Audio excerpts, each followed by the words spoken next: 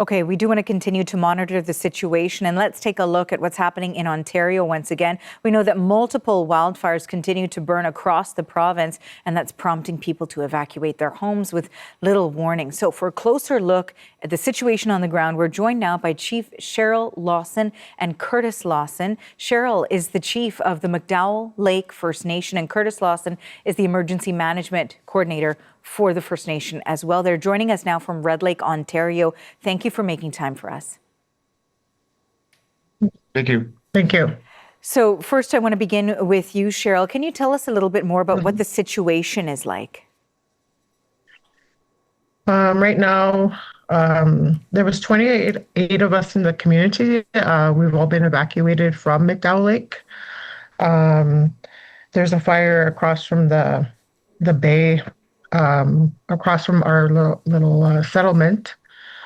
And there's another fire west to us. That's a big one.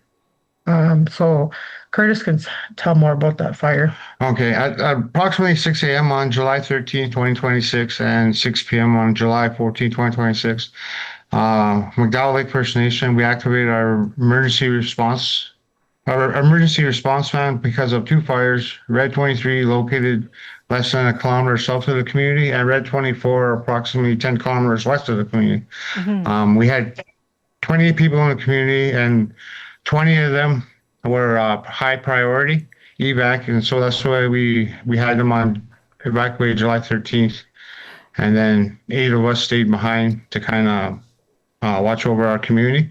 And then we were evacuated the next day at 6 p.m. July 14, 2026 due to Red 24, which was located west of the community. And then they also evacuated the MNR. There were 2 crews of firefighters with the MNR, and they were also evacuated with us too. Mm-hmm. How quickly did you need to mobilize, for both of you in order to make sure that, as you said, there were about 20 who were high priority individuals? How fast did you have to mobilize when you realized the situation was becoming more dire? Well, we had declared a state of emergency on Sunday, July 12th, at approximately 1 p.m. A lightning struck across from the bay there, and we had to, we called our tribal council because a fire had started. So it was 24 hours that we had to, from the time of that we declared the state of emergency to the time that we evacuated. How difficult is it for those 20 people who were high priority to quickly gather whatever they can to make sure that they can go to safety?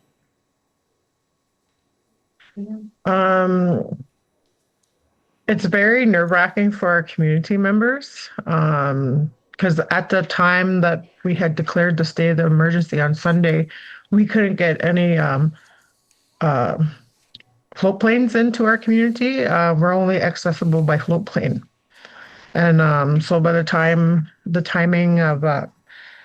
that we declared the state of emergency, MNR had responded approximately 4 p.m.? Yeah, 4 p.m. Yeah. We declared it around 6 p.m. Mm-hmm. And we were able to leave the community the following morning. But it would have been better. Like, we couldn't get any planes that evening. I mean, how worrying is that for you when you see the resources were not available immediately when it was needed, given how quickly the situation was changing? Oh, I did not sleep that night. I was very worried about the smoke coming into the community. We have our elders that are asthmatic, and our young children as well. So I did not feel that we were prepared, but we did the best we could with what we had in the community at the time. Now, I understand. I mean, the situation, it seems like it is continuing to intensify in the province of Ontario. And I understand that you wanted to see if you were able to take a look at the First Nation to see how things are now. What challenges are you facing with that? There's quite a bit of smoke, even in Red Lake here.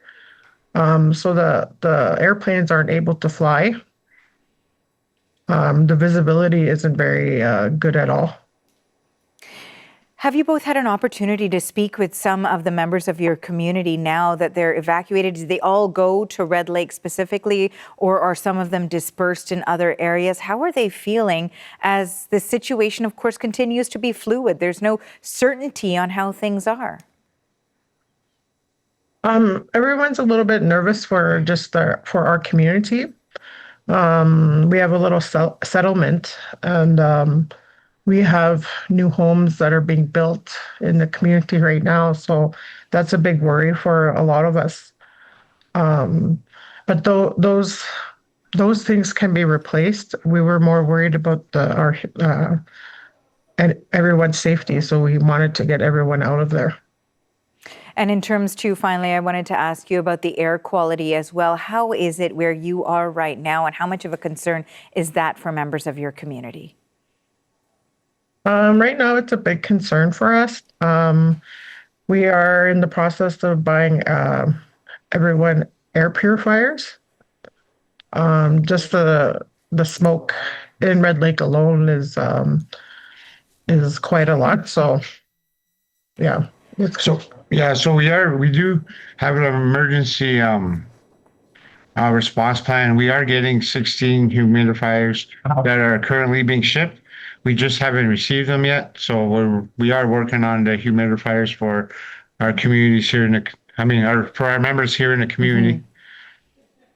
You know, finally, I wanted to ask you also about the provincial response, because we heard from Ontario's Premier Doug Ford, and he had faced a lot of questions about how quickly supports and resources were mobilized and whether or not there was enough communication and enough support for First Nations communities and other communities in Northern Ontario. I mean, what did you make of the response and the support? The support that we're quite a small community. We have approximately 60 band members, and there was 28 in the community. And so for us, and we're close, we have good communication with our tribal council. So we were able to get a lot of support from our tribal council as well, which is Northern Chiefs. Mm-hmm. Well, I want to thank you both. Go ahead. Please go ahead, Curtis. Sorry. But we just had we had a good response too from the MNR. They had 2 crews within 3 hours of the fire starting, and they did put sprinklers on our homes in McDowell Lake and our band office. And also we have 4 tourist camps, which were fitted with sprinklers also too. So they were, and initially now they have 2 crews back in the community. So they are watching over our community right now while we are in Red Lake. Well, I want to thank you both for joining us today and giving us the view from the ground of where you are and what your community experienced. Our thanks to the Chief of McDowell Lake First Nation, Sheryl Lawson, and Curtis Lawson, the Emergency Management Coordinator for McDowell Lake First Nation as well. You joined us both from Red Lake. Thank you again one more time. I appreciate it. Thank you.